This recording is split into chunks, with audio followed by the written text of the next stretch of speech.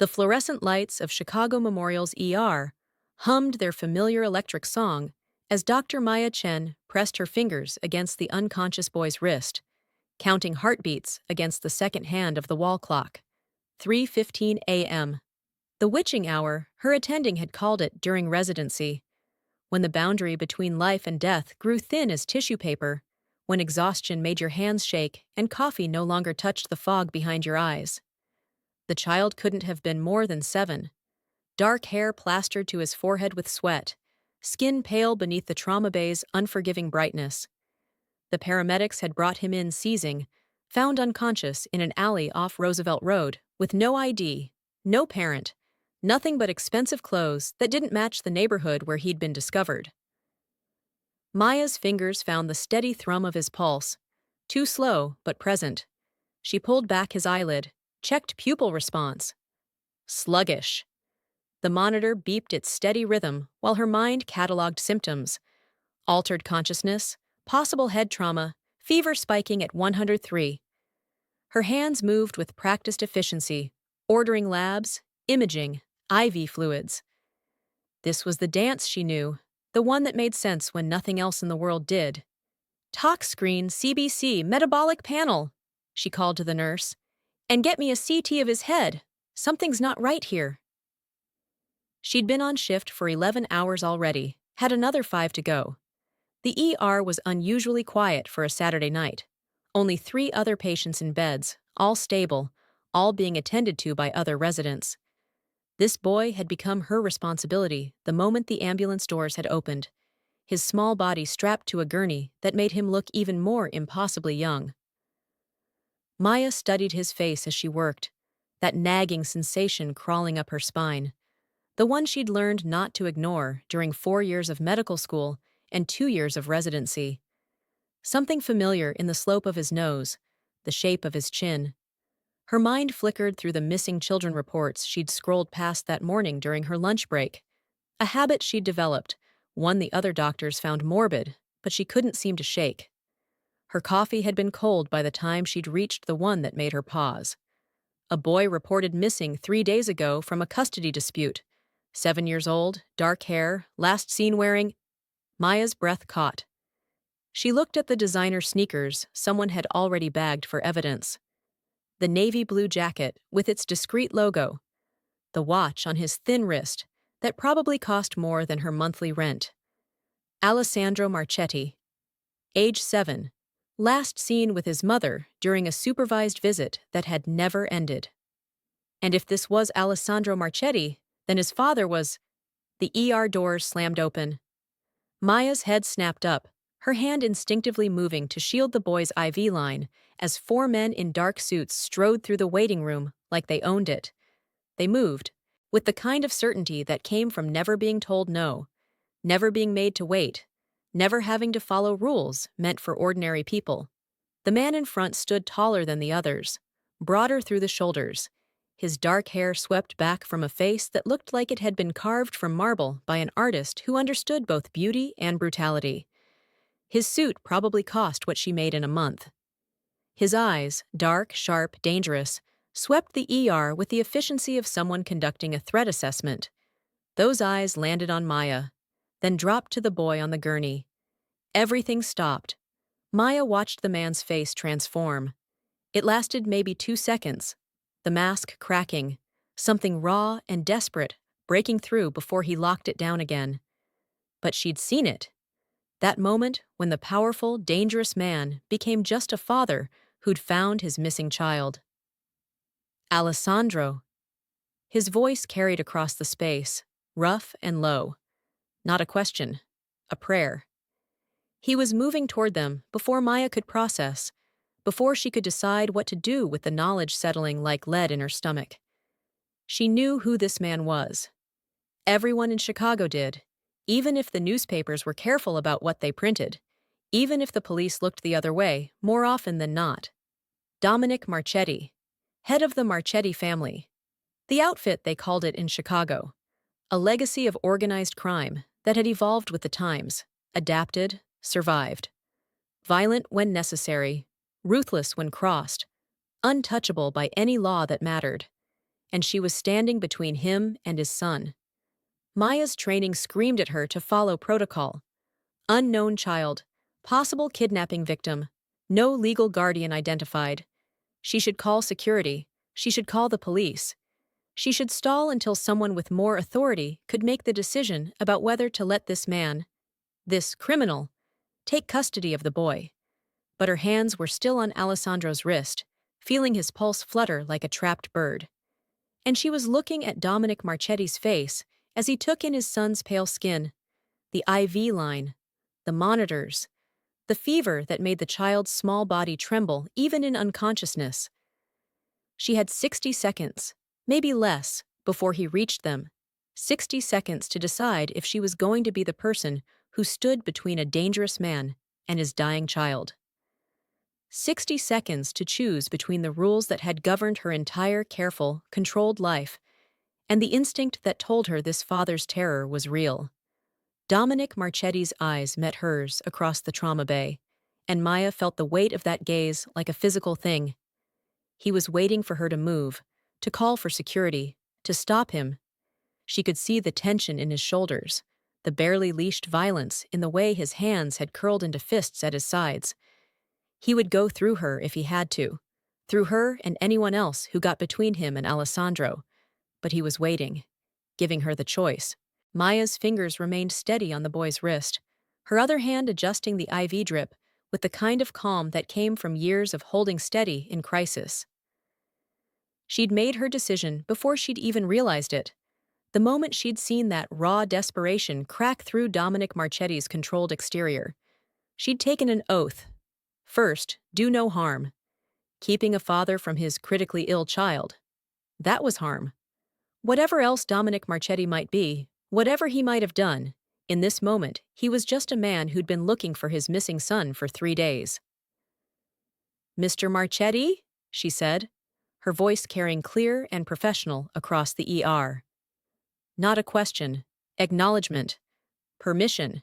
He moved like liquid violence, crossing the space between them in strides that ate up distance. The other men in suits held back, flanking the doorway, but Dominic came straight to the gurney, his hand reaching for Alessandro's face with a gentleness that contrasted sharply with everything else about him. "What happened?" His voice was still rough, but quieter now, meant only for her. "What's wrong with him?" Maya shifted to give him room, maintaining her position at Alessandro's side, but no longer blocking access. Unconscious when he came in, fever of 103, possible head trauma. I've ordered a CT scan and blood work. Has he been ill recently? Any known medical conditions I should be aware of? Dominic's jaw clenched, his thumb brushing across Alessandro's forehead with devastating tenderness. His mother took him 3 days ago. Court-ordered supervised visitation. She never brought him back. His eyes lifted to Maya's, and she saw murder in them. Not for her, for whoever had let this happen. I've had every person I know looking for him. Find him in an alley like garbage. The last word came out strangled, and Maya watched his hand shake before he steadied it. Alessandro stirred slightly under his father's touch, a small whimper escaping his lips. Dominic leaned closer, murmuring something in Italian, too soft for Maya to catch. The fever suggests infection, Maya continued, falling back into the clinical assessment because it was safer than acknowledging the intimacy of this moment. Possibly meningitis, though we won't know until we get the lab results back. The head trauma could be from a fall during the seizure, or someone hurt him. Dominic's voice had gone flat, emotionless, in a way that was somehow more terrifying than anger. Maya didn't answer. The bruising on Alessandro's upper arm looked like fingerprints. She'd already documented it, would have to report it regardless of who the father was.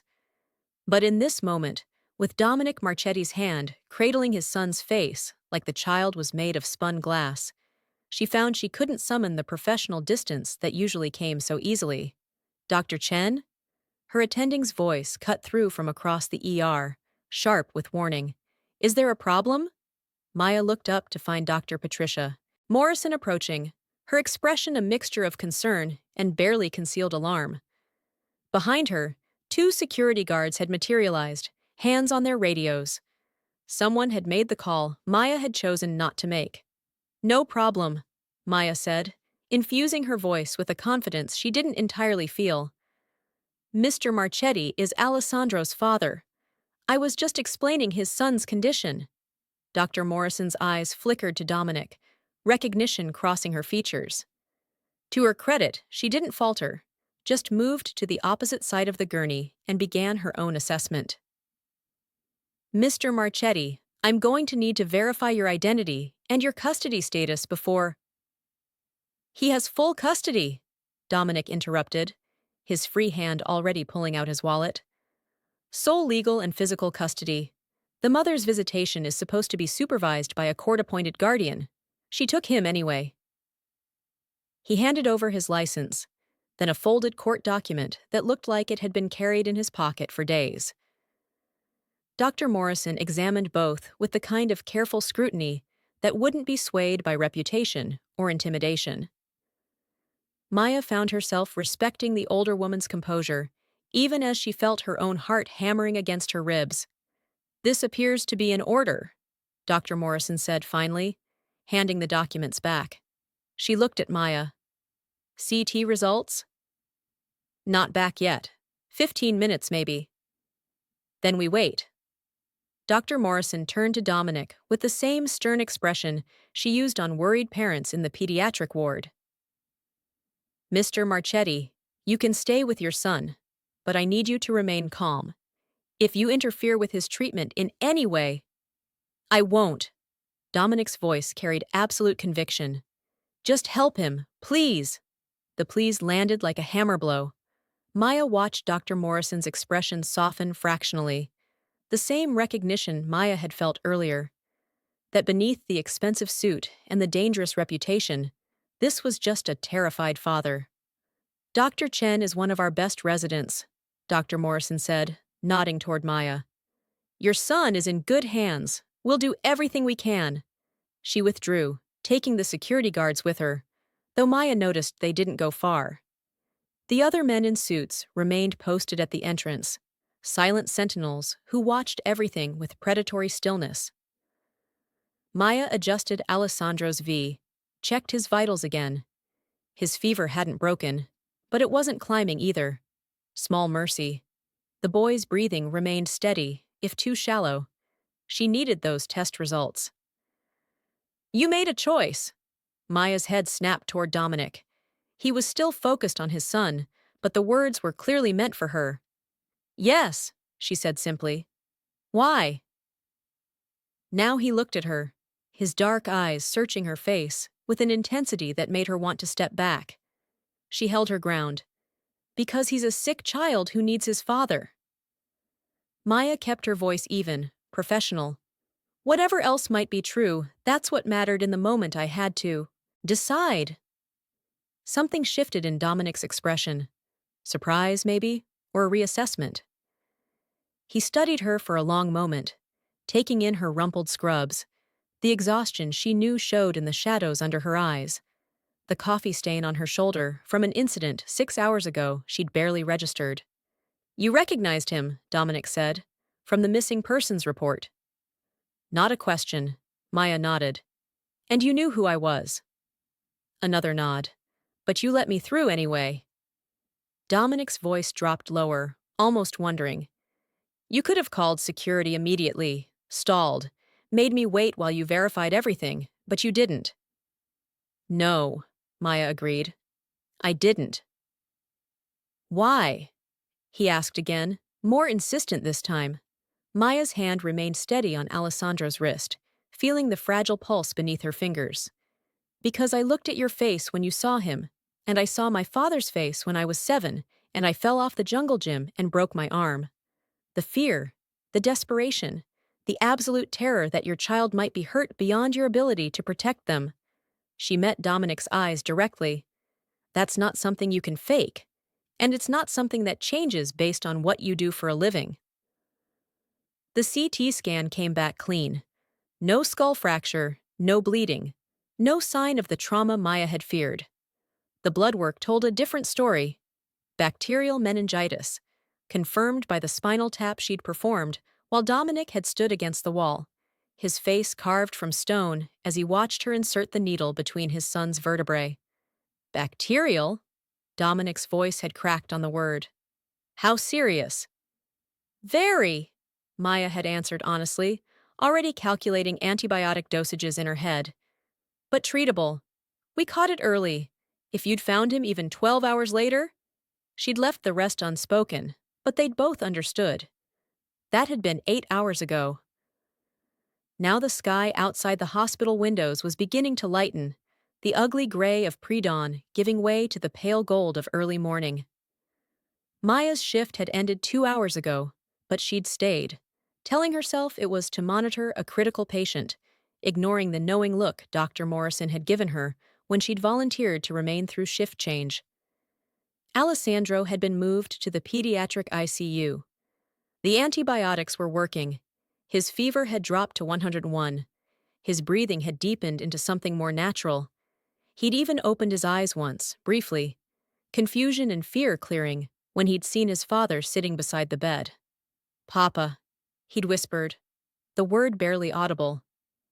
I'm here, bambino, Dominic had responded, his hand engulfing his son's small one. I'm right here. You're safe now. Maya had withdrawn, giving them privacy, but not before seeing Alessandro's fingers curl weakly around his father's. The trust in that small gesture had done something to her chest, made it hard to breathe for reasons that had nothing to do with the clinical situation. She stood now at the nurse's station, updating Alessandro's chart on the computer, when she became aware of a presence at her shoulder. She didn't need to turn to know who it was. She'd developed a sixth sense for Dominic Marchetti's proximity over the past 8 hours, the way prey animals learn to sense predators. Except he didn't feel like a predator. Not to her. Not anymore. Dr. Chen. His voice was rough with exhaustion, and when Maya turned to look at him, she saw the toll the night had taken. The perfect suit was rumpled now, his tie loosened, his hair disheveled from running his hands through it.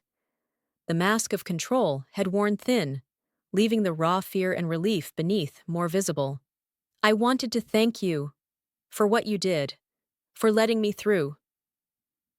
Maya closed the laptop, giving him her full attention. Up close, she could see details she'd missed in the urgency of the ER.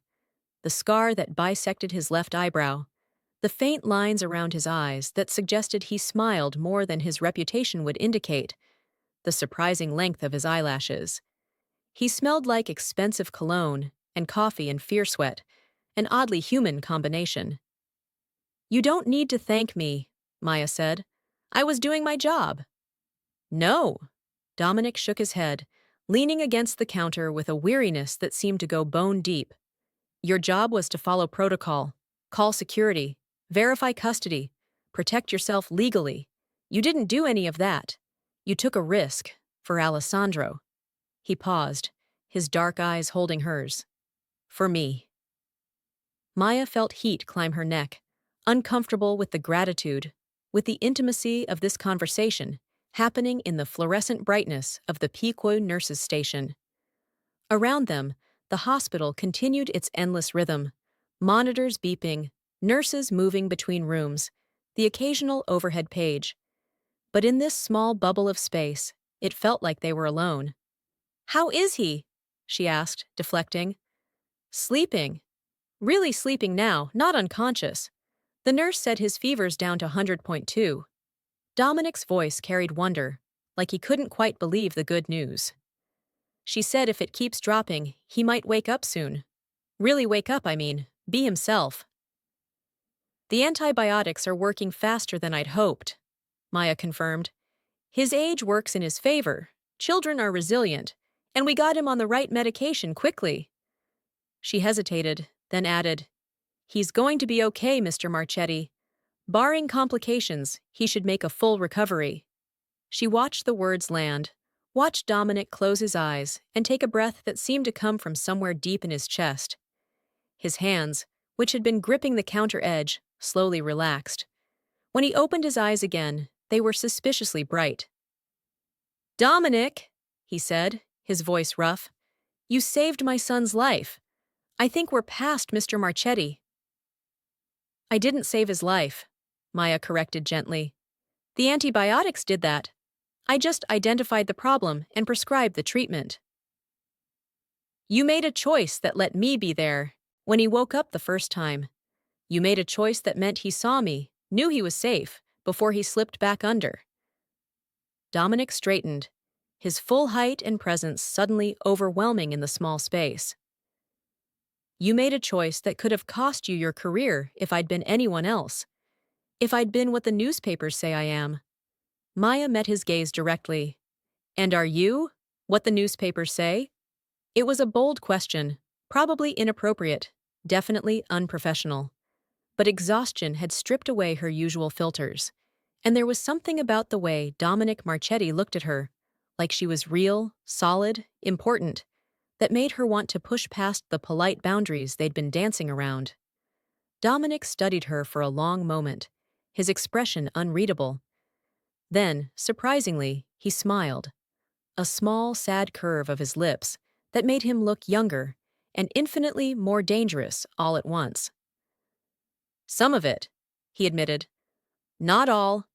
The newspapers have to be careful what they print." He leaned in slightly, close enough that she could feel the warmth radiating from him, smell the coffee on his breath. "Does it matter? Does knowing change your opinion of what you did?" Maya considered this, really considered it. Earlier, in the heat of the emergency, she'd made her choice on instinct and training. Now, in the cold light of early morning, with time to think about who Dominic Marchetti was and what that meant, did she regret letting him through? "No," she said finally, honestly. "You're still Alessandro's father. He still needed you. That doesn't change." "Even knowing what I am? What I do?"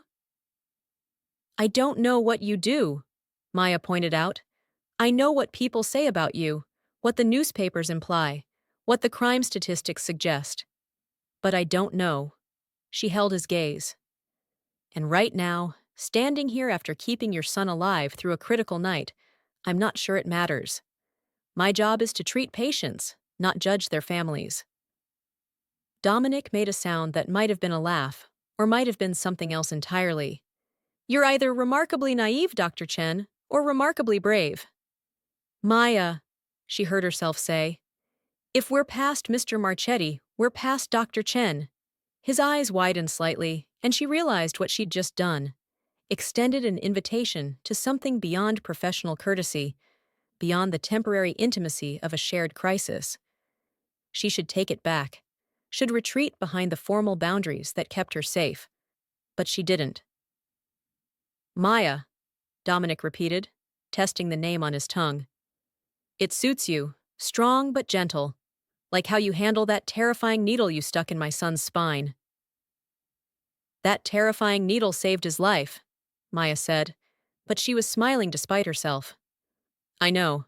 Dominic's expression softened. "I watched you do it. Watched you explain every step to me, even though you didn't have to, even though I could see in your face how much you hated causing him pain." He reached out, hesitated, then gently touched the back of her hand where it rested on the counter. "You cried. Just one tear. You wiped it away fast, but I saw it." Maya's breath caught. She'd thought she'd hidden that moment, the surge of emotion that had hit her when Alessandro had whimpered during the procedure. She'd been so focused on maintaining her professional composure, on getting the sample she needed to save his life. "I always cry during spinal taps on kids," she admitted quietly. "After, when they can't see. But I've never done one with a parent watching. I should have held it together better." "No," Dominic said fiercely, his hand closing over hers. "Don't apologize for caring. Don't apologize for being human." His thumb traced across her knuckles, a gesture that was probably meant to be comforting, but sent heat racing up her arm. "Do you know how many doctors I've dealt with over the years? Cold, distant, treating patients like problems to solve rather than people. You're not like that. You cared that it hurt him. You cared that I was terrified. That matters more than you know. Maya should pull her hand back. She should acknowledge the compliment politely and excuse herself, go home to her apartment and her cat, and her normal, safe, predictable life. She should absolutely not be standing here letting a man she'd met less than 12 hours ago, a man with a reputation that should send her running, touch her like she was something precious. But she didn't move. "I need to ask you something," Dominic said after a moment, his voice dropping to something more serious. "And I need you to answer honestly." Maya tensed. "Okay." "The bruises on Alessandro's arm, the ones you photographed and documented." He wasn't asking if she'd seen them. He knew she had. "You're going to have to report suspected abuse. That's protocol, right?" "Yes," Maya confirmed, though her stomach clenched at where this was going. Any signs of physical abuse on a minor require a report to DCFS. It's not optional. "I know." Dominic's jaw clenched. "I'm not asking you not to. I'm asking you to make sure they understand the situation, that his mother took him during court-ordered supervised visitation, that when I find her—" He stopped himself, but Maya heard the violence in the words he didn't say.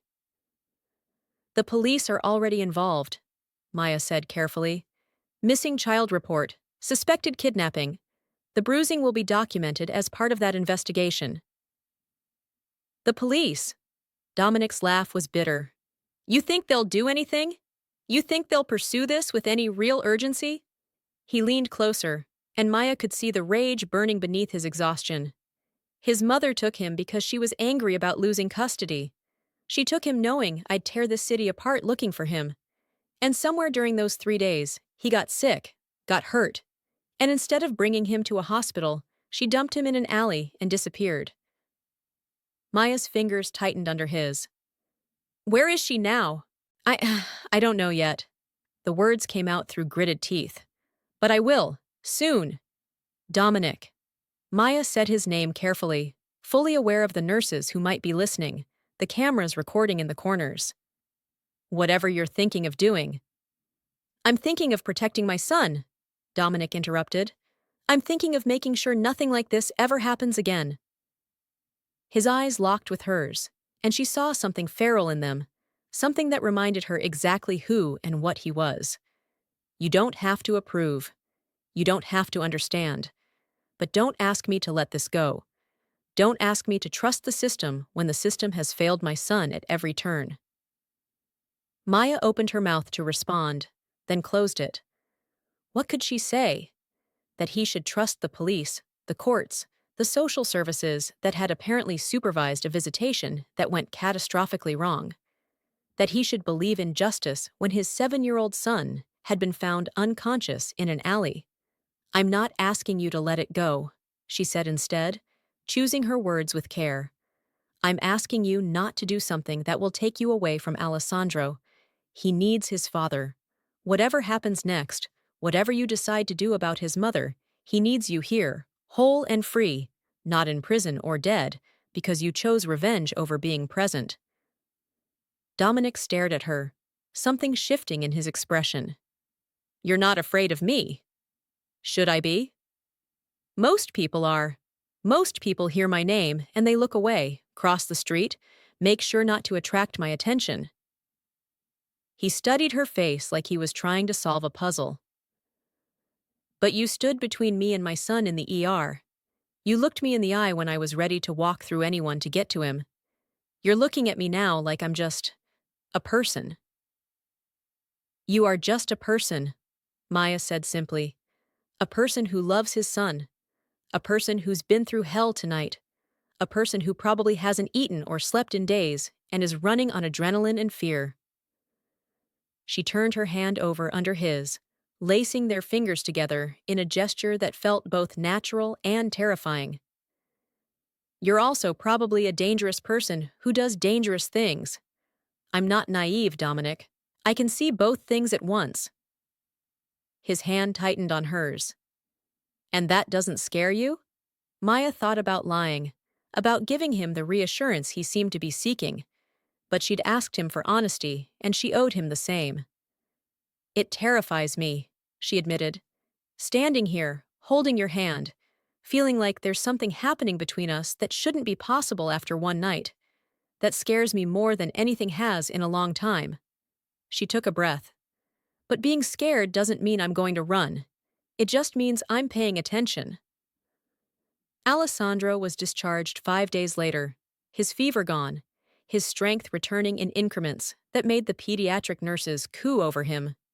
Maya had checked on him every day, telling herself it was good patient follow-up, ignoring the knowing looks from Dr. Morrison and the way her heart rate increased every time she walked into his room. Especially when Dominic was there, which was almost always. She'd learned things about him during those 5 days. Small things, intimate things that didn't match his reputation. He read to Alessandro every night before bed, Harry Potter currently, doing different voices for each character that made his son giggle. He'd memorized the names of every nurse on the pediatric floor, thanked them individually for their care. He brought coffee for the overnight staff and remembered how each person took it.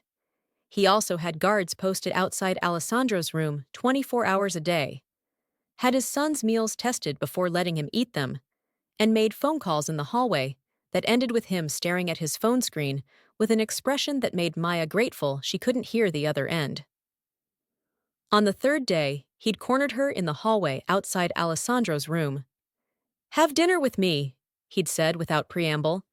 Maya had stared at him, her tablet nearly slipping from her hands. "What?" "Dinner, tonight, when your shift ends." Dominic had stepped closer, close enough that she had to tilt her head back to meet his eyes.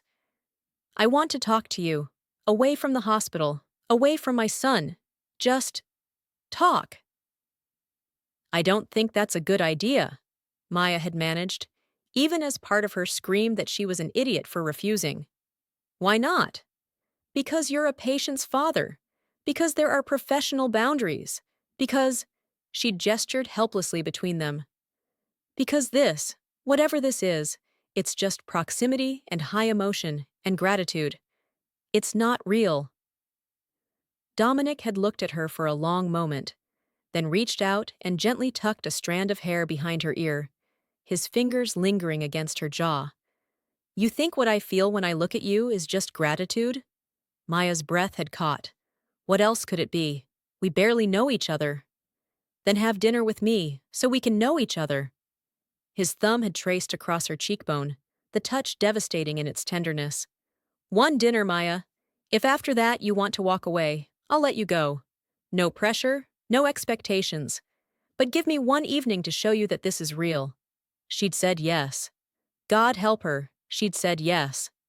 Now, standing in her apartment, staring at her closet, Maya was questioning every decision that had led her to this moment. What did one wear to dinner with a man who was probably a criminal? Did she go casual, pretend this was just two people getting to know each other? Or did she acknowledge the tension that had been building between them, the way her skin felt electric every time he was near? Her phone buzzed. A text from an unknown number. "I'm outside. Take your time." Maya's stomach flipped. He was early, or she was late, or time had stopped having meaning the moment she'd agreed to this insanity. She grabbed a black dress from the closet. Simple. Elegant. Nothing too dressy, but not casual either. Compromise. She could do compromise. Her hands shook as she applied minimal makeup, as she slipped into heels she rarely wore, as she grabbed her purse and coat and forced herself to walk out the door before she could lose her nerve. Dominic leaned against a sleek black car parked at the curb, his suit perfectly tailored, his hair styled back from his face. He looked up when she emerged from the building, and the expression that crossed his features, appreciation, hunger, something tender, made her stumble on the top step. He was there instantly, his hand catching her elbow, steadying her. "I've got you," he murmured, and Maya wondered if he knew how much weight those words carried. The restaurant was small, intimate, tucked away in a neighborhood Maya didn't recognize. They were seated immediately at a corner table, private but not isolated, and Maya noticed how the staff treated Dominic. Respectful, but not frightened. Familiar, but not overly casual. He came here often, she realized. This was his place. "How's Alessandro?" she asked once they'd ordered, falling back on safe territory. "Good. Great, actually. His grandmother is staying with us, spoiling him terribly." Dominic's smile was warm, genuine. "He asks about you, wants to know when Dr. Maya is coming back to check on him." "I'm off his case now that he's been discharged," Maya said, though the thought of not seeing Alessandro, of not seeing Dominic, sent an unexpected pang through her chest. "But I'm glad he's doing well." "Are you?" Dominic leaned forward, his eyes intent on her face. "Glad to be off his case? Or are you relieved to have a professional reason to stay away?" Maya took a sip of her water, buying time. "Both, maybe. This is complicated, Dominic." "Why?" He reached across the table, his fingers finding hers. "Why does it have to be complicated? I'm interested in you. You're interested in me. We're both adults. Where's the complication?" "Where's the—" Maya laughed, a slightly hysterical sound. "You're asking where the complication is? You, Dominic Marchetti, whose name is in the newspaper every other week connected to investigations I'm probably better off not knowing about. You're asking me why this is complicated?" "Fair point." Dominic's thumb traced circles on the back of her hand, the touch both soothing and maddening. "But you knew all that when you said yes to dinner. You knew it when you held my hand at the hospital. You knew it when you looked at me like I was the only person in the world who mattered." His voice dropped lower. "So tell me the real reason you're scared. Because it's not my reputation. You already decided you could see past that." Maya stared at their joined hands, at the way his fingers dwarfed hers, at the strength and gentleness in his touch. He was right. She'd made her peace with who he was, what he represented. That wasn't what terrified her. "I'm scared because this feels too big," she admitted quietly. "Because I've been in relationships before, normal relationships with normal men, and they felt manageable, contained, like I could walk away if I needed to without it destroying me." She looked up, met his eyes. "You don't feel manageable, Dominic. You feel like stepping off a cliff with no idea if there's ground beneath or just free fall."